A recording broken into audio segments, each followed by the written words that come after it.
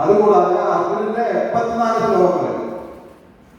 പിന്നെ അതുകൂടാതെ സഞ്ജയൻ ധൃതരാഷ്ട്രയുടെ കാര്യസ്ഥനായ സഞ്ജയൻ അദ്ദേഹത്തിന്റെ 41 ശ്ലോകങ്ങളും പിന്നെ ഒരു ശ്ലോകം ധൃതരാഷ്ട്രയുടെ, അങ്ങനെ മൊത്തം 700 ശ്ലോകങ്ങൾ. അതെല്ലാം നമ്മൾ കഴിഞ്ഞ പ്രാവശ്യം പറഞ്ഞിട്ടില്ലേ. പിന്നെ അടുത്തതായിട്ട് നമ്മുടെ ഈ ഭഗവത്ഗീത ആർക്കും വേണ്ടിയിട്ടുള്ള ശരിക്ക് ഈ ലോകത്തിലുള്ള എല്ലാവർക്കും വേണ്ടിയിട്ടുള്ള ഈ ഭഗവത്ഗീത ശരിക്ക് ഇന്ന ആളുകൾ പാമരനോ പണ്ഡിതനോ ഒന്നുമില്ല, എല്ലാവർക്കും വേണ്ടിയുള്ള ഒരു ഗ്രന്ഥമാണ് ശരിക്കും ഭഗവത്ഗീത. പിന്നെ അതുകൂടാതെ നമ്മളെ ഏതെല്ലാം രസത്തിൽ കൂടെയുള്ള ഭഗവാനായിട്ട് സമ്പർക്കം ചെയ്യുന്നത് ഏതൊക്കെ ശരിക്കും ഒന്ന് ശാന്തരസം, പിന്നെ വാത്സല്യരസം, മാധുര്യരസം, പിന്നെ ശാന്തരസം, വാത്സല്യരസം, മാധുര്യരസം, പിന്നെ സാക്ഷ്യരസം. അങ്ങനെ ഏതെല്ലാം ആൾക്കാരെ ഏതെല്ലാം രീതിയിൽ ബന്ധപ്പെട്ടു എന്നൊക്കെ നമ്മൾ കഴിഞ്ഞ പിന്നെ സാക്ഷ്യത, അതായത് സഖാവ് എന്നാണ് സാക്ഷ്യം എന്ന് പറയുന്നത്. അപ്പൊ സഖാവായിട്ട് അതായത് കൂട്ടുകാരുടെ ഭാവത്തിലും, അതായത് അക്രൂരൻ ദാസ്യഭാവത്തിലും, പിന്നെ വൃത്താന്തര ഗോപികമാര് മാധുര്യരസത്തിലും, പിന്നെ മറ്റേ യശോദമായി വസുദേവനും വാത്സല്യഭാവത്തിലും ഭഗവാന പ്രാപിച്ചതിന് പറയുന്നത്. പിന്നെ അതുകൂടാതെ ഏതെല്ലാം യോഗങ്ങളിലൂടെ നമ്മളിത് മുമ്പോട്ട് പോകും, നമ്മളെ ഏതെല്ലാം യോഗങ്ങളാണ് ബന്ധപ്പെട്ട് പോകുന്നത്. കർമ്മയോഗം, കർമ്മയോഗം, ഭക്തിയോഗം, ജ്ഞാനയോഗം, ഈ 3 വിഭാഗങ്ങൾ നമ്മൾ ഭഗവാനെ അടുക്കുന്നത്. ആദ്യം നമ്മൾ കർമ്മയോഗത്തിലേക്ക് പോകും, പിന്നെ അത് ജ്ഞാനയോഗത്തിലേക്ക് പോകും, പിന്നെ അത് ഭക്തിയോഗത്തിലേക്ക് മാറും. അങ്ങനെ പറഞ്ഞില്ല. പിന്നെ അടുത്ത വന്നിട്ട് ഇപ്പൊ അടുത്ത നമ്മുടെ ഈ ജീവാത്മാക്കൾ എന്തെല്ലാം ഇതുണ്ടെന്ന് നമ്മൾ കണ്ടിരിക്കുകയും, അതായത് നമ്മൾ ഭഗവാനായിട്ടങ്ങനെ ഈ പ്രപഞ്ചത്തിന്റെ കർമ്മ എങ്ങനെയാണെന്ന് പറഞ്ഞത്. ഒന്ന് ആദ്യം ഈശ്വരൻ, രണ്ടാമത്തെ ജീവാത്മാവ്, മൂന്നാമത്തത് പ്രകൃതി, നാലാമത്തെ കാലം, അഞ്ചാമത്തത് കർമ്മം. അപ്പം ഈ 4 ശാശ്വത സ്വഭാവം, അത് നശിക്കാൻ താല്പര്യം 4. ഏതൊക്കെ ആദ്യം പറഞ്ഞത് ഈശ്വരൻ, പിന്നെ ഇത് രണ്ടാമത്തെ പ്രകൃതി, കാലം, ജീവാത്മാവ്. ഇത് 4 നശിക്കില്ല, പക്ഷെ കർമ്മം നശിക്കും.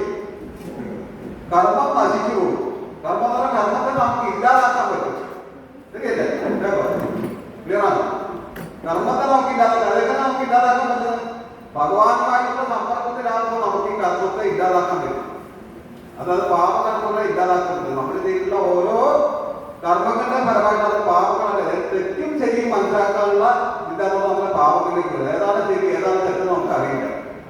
ഇനിയിപ്പോ അടുത്തായിട്ട് ഈ ജീവാത്മാക്കൾ എങ്ങനെയൊക്കെ നമ്മുടെ പ്രകൃതിയിൽ വന്നിരിക്കുന്നു നോക്കാം. അതായത് പത്മപുരാണത്തിൽ പറയുന്നത് 84 ലക്ഷം ജീവജാലങ്ങളുണ്ടാവും. 84 ലക്ഷം തരത്തിലുള്ള ജീവജാലങ്ങളെ ഭൂഗോളത്തുണ്ട്, ഭൂഗോളത്തിലെ ബ്രഹ്മാണ്ടത്തിലുണ്ട്. അപ്പൊ അതില് ഏറ്റവും ഇതായിട്ടുള്ള മുഖ്യമായിട്ടുള്ള നമ്മുടെ മനുഷ്യജന്മമാണ്. മറ്റുള്ള മൃഗങ്ങളും മനുഷ്യനും തമ്മിലുള്ള വ്യത്യാസം എന്താണെന്ന് വെച്ചാല് മൃഗങ്ങൾക്ക് തെറ്റോ ശരിയോ തിരിച്ചറിയാൻ പറ്റില്ല. പക്ഷെ മനുഷ്യൻ പറഞ്ഞ വിവേചന ശക്തി എന്നുള്ള സംഭവത്തിരിക്കും. എന്നാലും നമ്മുടെ മൃഗങ്ങളെ കുറിച്ച് നോക്കുമ്പോൾ നമ്മളെ ഒരു ശക്തി മൃഗങ്ങൾക്കുണ്ട്.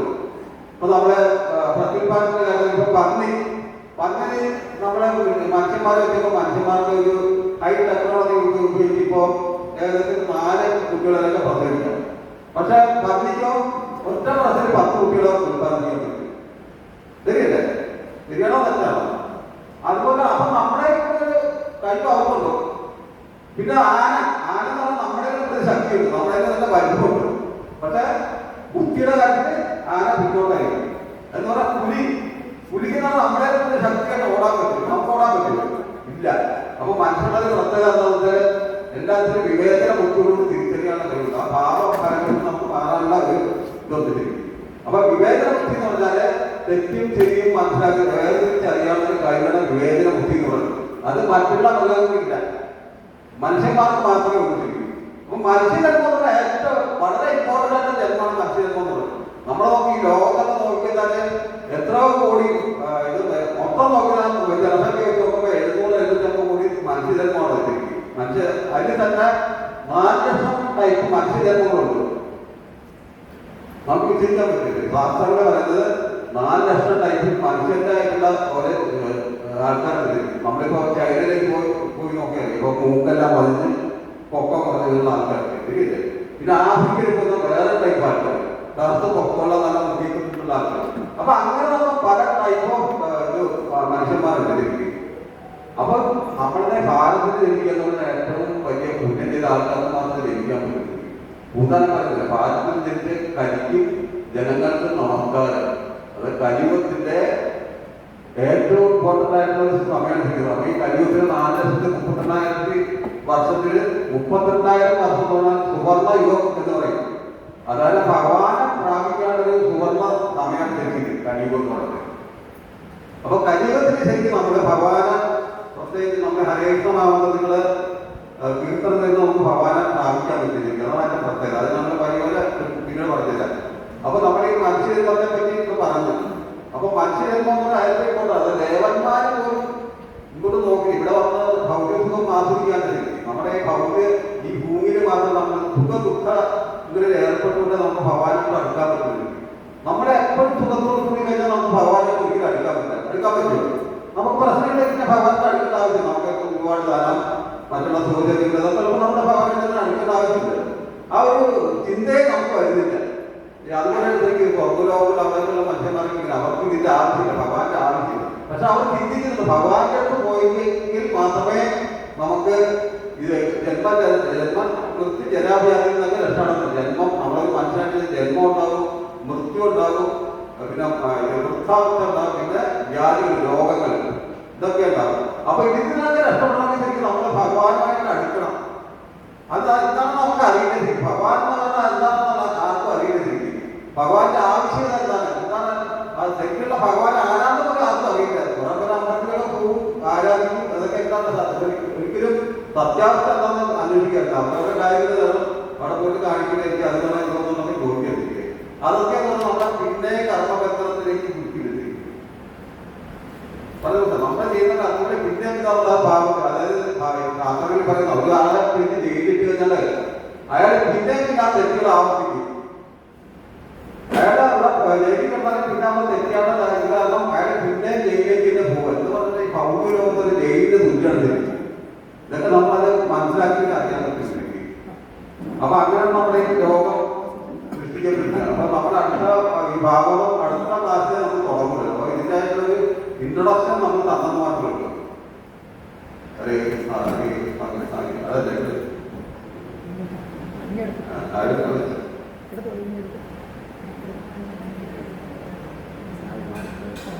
ഹരേ കൃഷ്ണ ഹരേ കൃഷ്ണ ഹരേ രാമ ഹരേ രാമ രാമ രാമ ഹരേ കൃഷ്ണ ഹരേ കൃഷ്ണ ഹരേ രാമ ഹരേ രാമ രാമ രാമ.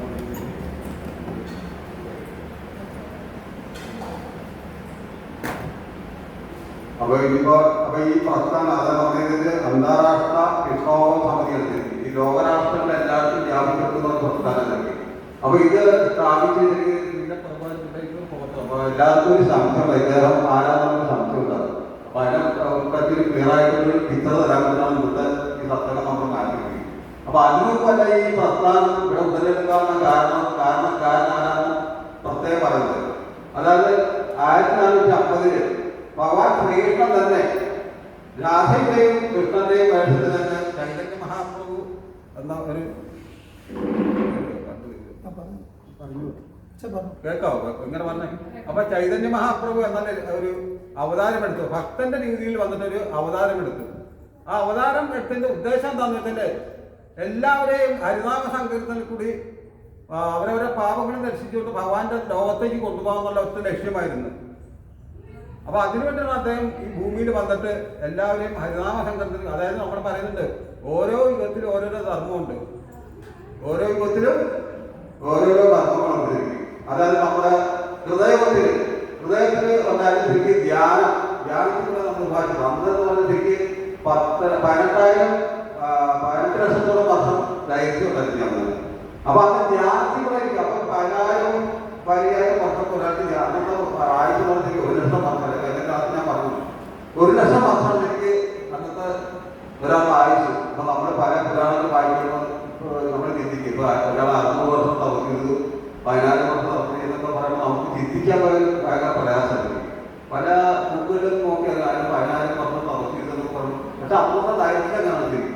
കാലത്തിന്റെ ദൈർഘ്യം അങ്ങനെ ആയിരിക്കും, വളരെ സ്ലോലി പോകുന്നുണ്ട്. അപ്പൊ അദ്ദേഹത്തിനുള്ള ധർമ്മം ഊർജ്ജമായി പാലിച്ചിരുന്നു. പിന്നെ അതിലേക്ക് വന്നപ്പോഴത്തേക്ക് ത്രേതായുഗം വന്നപ്പോഴത്തേക്ക് എനിക്ക് ധർമ്മവും കുറച്ച് ക്ഷയിക്കാൻ തുടങ്ങി. അതോടൊപ്പം തന്നെ അന്നത്തെ എന്ന് പറഞ്ഞാൽ തപസ്സായിരിക്കില്ല ത്രേതായുഗത്തിൽ. എല്ലാവരും തപസ് ചെയ്തിട്ട് ഭഗവാനെ പ്രാപിക്കുകയും ചെയ്തിരുന്നത്. മൂന്നാമത്തെ യുഗമായ ദ്വാപരയുഗം വന്നപ്പോഴത്തേക്ക് ക്ഷേത്രാരാധന. അപ്പൊ ദ്വാപരയുഗത്തിലാണ് ക്ഷേത്രാരാധന തുടങ്ങിയിരിക്കുന്നത്. അപ്പൊ അതായത് വിഗ്രഹാരാധനയിലൂടെ നമുക്കിത് ഭഗവത് പ്രാപ്തി പ്രാപിക്കാൻ സാധിക്കുന്നു. പിന്നീട് കലിയുഗത്തിൽ വന്നപ്പോഴത്തേക്ക് നാമസങ്കീർത്തനത്തിൽ കൂടി മാത്രമേ നമുക്ക് ഭഗവാനെ പ്രാപിക്കാൻ പറ്റുള്ളൂ. കാരണം എന്താ വെച്ചാൽ കലിയുഗത്തിൽ അത്രയ്ക്ക് ഫാസ്റ്റാണ് ശരിക്കും. അപ്പൊ ഈ കലിയുഗത്തിൽ നമ്മൾ എന്ത് പുണ്യപ്രവൃത്തി ചെയ്താലും അതിന് 100% എഫക്ട് കിട്ടും. പുണ്യപ്രവർത്തി ദോഷപ്രവൃത്തികൾ ചെയ്യാൻ പാടില്ല. പുണ്യപ്രവൃത്തികൾ ചെയ്താൽ അത്രയ്ക്ക് അതാണ് ശരിക്കും നമുക്ക് ആമോദിയിലേക്ക് ഇതൊക്കെ എത്തിക്കുന്നത്. നമ്മൾ ചെറിയില്ല എങ്ങനെ നമുക്ക് സമയം ലഭിക്കും. സത്യം പറഞ്ഞാൽ വളരെ ഷോർട്ടായിട്ടുള്ള ആയുഷ്യുണ്ട് ശരിക്കും. നമുക്ക് 100 വയസ്സ് പോലും കിട്ടുന്നില്ല ശരിക്കും. ചിലപ്പോൾ 80-90 കിട്ടുള്ളൂ. അപ്പൊ അതിനൊക്കെ എങ്ങനെയൊക്കെ ഭഗവാനായിട്ട് നമുക്ക് മീറ്റ് ചെയ്യാൻ പറ്റും, അതാണ് ശരിക്കും കാണിക്കുന്നത്. അപ്പൊ അങ്ങനെ വന്നിട്ട് ഭഗവാൻ വന്നിട്ട് ചൈതന്യ മഹാപ്രഭുവായിട്ട് അവതരിച്ചിട്ട് നമ്മളെല്ലാവരും ഭഗവാനെ കൊണ്ട് അതായത് ഭാവിയായിട്ടുള്ള ധനവാന്യങ്ങളുള്ള എല്ലാവരും പതിനന്മാരായിട്ടുള്ള ആത്മാക്കളെല്ലാം രക്ഷപ്പെടുത്തുന്നതിന് വേണ്ടിയിട്ടാണ് ഭഗവാൻ ചൈതന്യ മഹാപ്രഭുവായിട്ട് പശ്ചിമ ബംഗാളിലെ മവതി എന്ന സ്ഥലത്ത് 500 കൊല്ലം മുമ്പ് അവതരിച്ചത്. അപ്പം ഈ ഹരിനാമ സങ്കീർത്തനം എല്ലായിടത്തും എത്തിക്കുക എന്നുള്ളതായിരുന്നു അദ്ദേഹത്തിന്റെ ലക്ഷ്യം. അതിപ്പോ അപ്പൊ അന്ന് തന്നെ ചൈതന്യ മഹാപ്രഭു പറഞ്ഞു ഇതൊരു കച്ചവടക്കാരൻ വിദേശത്ത് എല്ലാ രാജ്യങ്ങളിലും പോയി പ്രചരിപ്പിക്കുന്നു. പക്ഷെ അന്നാലും എങ്ങനെ കച്ചവടക്കാരനെ വിദേശത്ത് ഒക്കെ പോയി പ്രചരിപ്പിക്കാൻ പറ്റും? നമുക്ക് പോയി സങ്കല്പിക്കാൻ പറ്റില്ലേ? ഒരു ആത്മീയതത്വം പോലെ ശരിക്കും ഒരു കച്ചവടക്കാരൻ അങ്ങനെ പ്രചരിപ്പിക്കാൻ പറ്റും. നമ്മൾ ഇങ്ങനെ മുമ്പത്ത് കൈവരും ഒരു രാജ്യത്തെ ഇതാക്കാൻ പറ്റും. പക്ഷെ സംഭവം നടന്നു. അതിനുശേഷം ശ്രീല പ്രഭുവാൻ കേട്ടോ കോട്ടയിൽ കേട്ടോ. അപ്പൊ അദ്ദേഹം കെമിക്കൽ ഫാക്ടറിയിൽ നടത്തിക്കൊണ്ടൊരു പുണ്യ ആത്മാവായിരുന്നു. അപ്പൊ അദ്ദേഹം അതോടൊപ്പം തന്നെ കൽക്കട്ട യൂണിവേഴ്സിറ്റിയിൽ BA ലിറ്ററേച്ചർ അങ്ങനെ പഠിച്ചിരിക്കുന്ന ബ്രിട്ടീഷുകാരെ സ്വാതന്ത്ര്യസമരം നടക്കുന്ന കാലമായിരുന്നു. അപ്പൊ അദ്ദേഹം ഈ സ്വാതന്ത്ര്യസമരത്തിൽ പങ്കെടുത്തിരിക്കുമ്പോഴാണ് അദ്ദേഹത്തിന്റെ ഒരു ഗുരു അദ്ദേഹത്തിനെ കാണാൻ വേണ്ടി വന്നു, വേറൊരു സുഹൃത്തിനോടൊപ്പം തന്നെ. അപ്പൊ അദ്ദേഹം അപ്പൊ ഈ സുഹൃത്ത് പോയി ചില പ്രഭാവം നമുക്ക് നമ്മുടെ ഒരു ഗുരു ഇവിടെ വന്നിട്ടുണ്ട്, നമുക്ക് അദ്ദേഹത്തെ മീറ്റ് ചെയ്യാൻ പറ്റും. അപ്പം ശ്രീലസുധാർക്ക് അദ്ദേഹത്തിന് വലിയ താല്പര്യം. കാരണം സന്യാസിമാർ അദ്ദേഹത്തിന് വീട്ടിൽ ഒരുപാട് സന്യാസിമാർ വരുമായിരുന്നു. അപ്പൊ അതുകൊണ്ട് അദ്ദേഹത്തിന് സന്യാസികളോട് വലിയ താല്പര്യമില്ലായിരുന്നു. അപ്പൊ എന്തായാലും കണ്ടോ അദ്ദേഹത്തിന് നല്ലൊരു സ്പെഷ്യലായിട്ടുള്ള ഗുരുവാണ് നമുക്ക് പോയി കാണാൻ തുടങ്ങും. അങ്ങനെ അദ്ദേഹത്തിന്റെ ഗുരുവായ സരസ്വതി താക്കൂർ മഹാരാജ എന്ന അദ്ദേഹം വന്നു. അദ്ദേഹത്തിന്റെ പ്രിയപ്പെട്ട ഗുരുവായിരുന്നു സരസ്വതി സിദ്ധാർത്ഥ സരസ്വതി താക്കൂർ മഹാരാജ. അപ്പൊ അദ്ദേഹം വന്നു. അപ്പോ അദ്ദേഹം വന്നപ്പോൾ പറഞ്ഞ ഇപ്പൊ നമുക്ക് ദ്വാരമാണ് ശരിക്കും ആവശ്യം എന്ന് പറഞ്ഞാൽ അദ്ദേഹത്തെ തിരുത്താൻ നോക്കി. അപ്പോ ഈ അദ്ദേഹത്തിന്റെ ഗുരുവായിട്ടുള്ള സരസ്വതി സിദ്ധാർത്ഥ സരസ്വതി താക്കൂർ മഹാരാജ് പറഞ്ഞു അതല്ല യഥാർത്ഥ സ്വാതന്ത്ര്യം. അതായത് നമ്മുടെ ഈ ഭൗതിക ലോകത്തിൽ നിന്ന് നമ്മളെ രക്ഷപ്പെടുക എന്നതാണ് ശരിക്കുള്ള സ്വാതന്ത്ര്യം. അല്ല നമ്മുടെ എന്തെങ്കിലും സ്വാതന്ത്ര്യമല്ല ശരിക്കും. എന്തൊരു സ്വാതന്ത്ര്യമുണ്ട് എപ്പോഴാണെങ്കിലും വെറുതെ പോയിപ്പെടാം. ഈ ഭൗതിക ലോകത്തിലെ ഒരു കാര്യം ശാസ്ത്രമായിട്ടുള്ളതല്ല. ഈ ഭൗതിക ലോകത്തിൽ എപ്പോഴും ദുഃഖായ അശാശ്വതം പ്രത്യേകം പറയുന്നത് ശരിക്കും ശാസ്ത്രങ്ങളിലേക്ക്. ഭൗതിക ലോകത്തില് നമുക്ക് വസിക്കാൻ പറ്റിയ സ്ഥലമല്ല ശരിക്കും. നമ്മളൊക്കെ ഓരോ ചെയ്തുപോയി കർമ്മത്തിന്റെ ഫലമായിട്ട് വന്നിട്ടുള്ള ഇവിടെ വന്ന് വീടിരിക്കരുത്. അപ്പൊ ഇതിന്ന് രക്ഷപ്പെടാൻ പറ്റുന്ന ശരിക്കും ഹരിനാമ സങ്കീർത്തനത്തിൽ കൂടെ എല്ലാവരെയും ഭഗവാനിലേക്ക് കൊണ്ടുപോകാനുള്ള രക്ഷണത്തിലൂടെയാണ് ശ്രീ ചൈതന്യ മഹാപ്രഭു വന്നിട്ട് ഇതിവിടെ ഭൂതലത്തിൽ അവതരിപ്പിച്ചത്. അപ്പൊ അത് പ്രചരിപ്പിച്ചിട്ട് ഇദ്ദേഹം അതായത് ശ്രീല ഭഗവാന് ആദ്യം അദ്ദേഹം ഒരു ജലദൂത എന്നൊരു വഞ്ചി അതായത് അദ്ദേഹം അദ്ദേഹത്തിന്റെ ഗുരു ഇദ്ദേഹത്തിന്റെ മഹത്വങ്ങൾ മനസ്സിലാക്കി. വളരെ വിദ്യാഭ്യാസമുള്ള ആള്, ഇംഗ്ലീഷൊക്കെ വളരെ പ്രാവീണ്യമുള്ള ആളാണ് എനിക്ക്. അപ്പോ അദ്ദേഹത്തിന്റെ ഗുരു ചെയ്ത് നമ്മുടെ ഈ ശാസ്ത്രമൊക്കെ പഠിച്ചതിന് ശേഷം ഈ ഭഗവാനെ പറ്റിയുള്ള കാര്യങ്ങൾ വിദേശ രാജ്യങ്ങളിലൊക്കെ പോയിട്ട് പ്രചരിപ്പിക്കുന്നു. അപ്പൊ അദ്ദേഹത്തിന് പ്രചരിപ്പിക്കാനുള്ള സമയവും ഇല്ലായിരുന്നു. അതിനുള്ള സമയം കിട്ടില്ല. ഏകദേശം 10-30 വയസ്സുള്ളപ്പോഴാണ് ഈ കാര്യങ്ങൾ അദ്ദേഹത്തിന് പറയുന്നത്. പക്ഷെ അദ്ദേഹം ഏകദേശം 69 വയസ്സായപ്പോൾ അദ്ദേഹത്തിന്റെ ഗുരുവിന്റെ ഈ ആജ്ഞകൾ പാലിക്കാൻ പറ്റുന്നതുകൊണ്ട് അദ്ദേഹം ഭയങ്കര വിഷമായിരുന്നു. അപ്പൊ അദ്ദേഹം ഇത് വിദേശ രാജ്യങ്ങളിൽ പ്രചരിപ്പിക്കണമെന്ന് ഒന്ന ലക്ഷ്യത്തോടുകൂടി എങ്ങനെ പോകുന്നതല്ല കഴിഞ്ഞ ഭാഗം 40 രൂപ എങ്ങനെ ഉദ്ദേശിച്ചു. അങ്ങനെ ഒരു കൽക്കട്ടയിൽ ഒരു കപ്പൽ കമ്പനിയായിട്ടുള്ള ഒരു ജലദൂത എന്നൊരു കപ്പലില് അതിന്റെ ഓണറായിട്ടുള്ള ഇന്ത്യ എന്നുള്ള മാതാജിയെ കണ്ടിട്ട് 3-ാം പ്രാവശ്യം പോയിട്ട് അങ്ങനെ ആ മാതാജിയെ പോയിട്ട് കണ്ടിട്ടാണ് അദ്ദേഹത്തിന് മാതാജിയെ ഒരുപാട് പ്രായം മനുഷ്യൻ അങ്ങനെ ഇപ്പൊ ഇങ്ങനെയൊക്കെ പോകുന്നത് ഈ 69-ാം വയസ്സിൽ വിദേശത്ത് പോയിട്ട് എങ്ങനെ ഈ നാമം പ്രചരിപ്പിക്കാൻ പറ്റുക എന്നൊക്കെ അവർ 3-ാം പ്രാവശ്യം പറഞ്ഞ ഒഴിവാക്കി വിട്ടു. അവസാനം അവരുടെ കൈയും കാലും പ്രഭാവം വന്നു. അതല്ല എനിക്ക് എങ്ങനെ പോയേ പറ്റുള്ളൂ, എനിക്ക് എന്തെങ്കിലും ആ കപ്പൽ ചരക്കപ്പലല്ല, സാധാരണ കപ്പലില്ല, ആ ചരക്കപ്പിൽ എങ്ങനെ ഒരു സീറ്റ് സംഘടിപ്പിച്ച് തരണം. അങ്ങനെ പിന്നെ അവരുടെ ധൈര്യമായിട്ടുള്ള അവസ്ഥ കണ്ടിട്ട് അതെങ്കിലും ടിക്കറ്റ് അങ്ങനെ അറേഞ്ച് ചെയ്ത് കൊടുത്തു. അങ്ങനെ ഈ ചരക്കപ്പിന്റെ ജനറൽ കമ്പാർട്ട്മെന്റ് ശരിക്കും അദ്ദേഹത്തിന് പോകേണ്ട അവസരം കിട്ടി. അപ്പൊ ഈ പോകുന്ന പോക്കിൽ തന്നെ അദ്ദേഹത്തിന് 2-3 പ്രാവശ്യം ഹാർട്ട് അറ്റാക്ക് ഉണ്ടായി.